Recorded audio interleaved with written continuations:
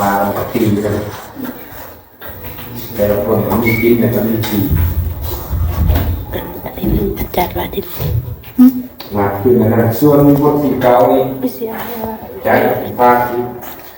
ยกภาพนี้ก็ผมมีอยู่เดี๋ยวเอาคนเต็มคนที่เก่าดิถ่ายแล้วก็เป็นซ้อมมาเก็บไปส่วนมาโคตรศาสตร์ที่เป็นคนที่เก่านี่เขาเรียนเรื่องการระบบประสาทคนเรามีศูนย์กลางประสาทอยู่ที่สมองตัวสมองนี่เป็นมาศูนย์กลางประสาทเป็นผู้คุมทุกอย่างการชื่อการจำการพูดกินเลยอยู่ที่สมองมันจะมีไงประสาทโตมาทุกส่วนของร่างกายสมองสร้างว่ากับบ้านเขาเอาขึ้นเองสมอง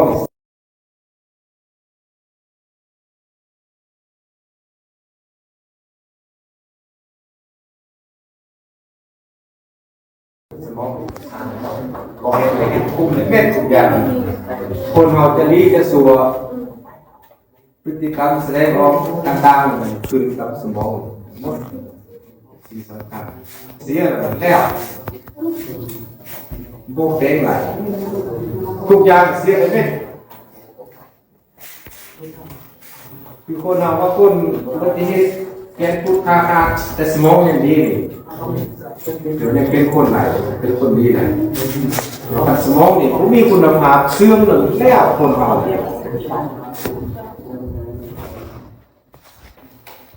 สมองไปเสื่อมไปเกย์กันแล้วคนเบอร์คนจ้าคนเบอร์คนเสียเซนก็เป็นตึงสมองคนเสียเซนกับสมองเสียจะกินเมื่อกินกะทิเยอะดีสมองจะแกโซ่เยอะเกย์ขึ้นสมองฟุ้งเม็ด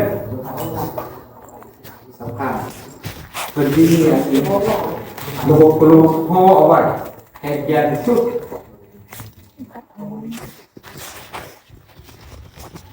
ลูกพ่อว่าลูกพวกมันจบยาทบยาโบราณทุกปีทำตัวเองเป็นล่าบางทีรถไฟตามเอาเสาไฟตามเอาคลองเทนแบบนี้เป็นเลยสมองเป็นรักษาอะไรหมดชุดสำคัญบางคนเนี่ยสำคัญบางคนเนี่ยสมองเสียสแล้วขึ้นมีความหมายมีเรื่องมีความหมายผู้นำเสนอผู้เห็นเพื่อเป็นคนไหนสำคัญเขาเป็นคนยังรู้ยังน้อยสมองยังกำลังเป็นไงโตสมองเปลี่ยนทางอะไรเนี่ยยามาสลาคือทางใครสอนตายแล้วจะเอาสมองมาเปลี่ยนเอาคือไหนเป็นไรส่วนอื่นเป็นมาหมดเจอบอกมาใครล้างบอกแก้ข้าวบอกเสียมเนี่ยเปลี่ยนเป็นไรเนี่ยแต่สมองเนี่ยย่อมมีวิทยาศาสตร์ประเทศเรียกว่าสมาธิเปลี่ยนเอาสมองคนนั่นมาเสื้อคนนี้อะไร